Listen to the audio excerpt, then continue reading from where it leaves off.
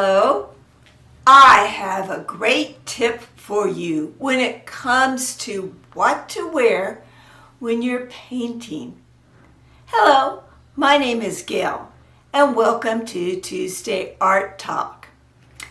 I'm very impressed by people on social media that wear very nice clothing and are painting. That's not me. I'm a piglet. So I found out what to do is to go to a secondhand store. I go to a secondhand store where all the profits go to vets. I don't like going to those big stores that are basically for profit. Keep that in mind if you take my tip.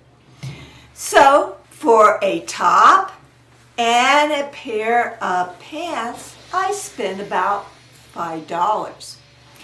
And one thing that's nice about them, they're light for summer. For winter, you can layer it.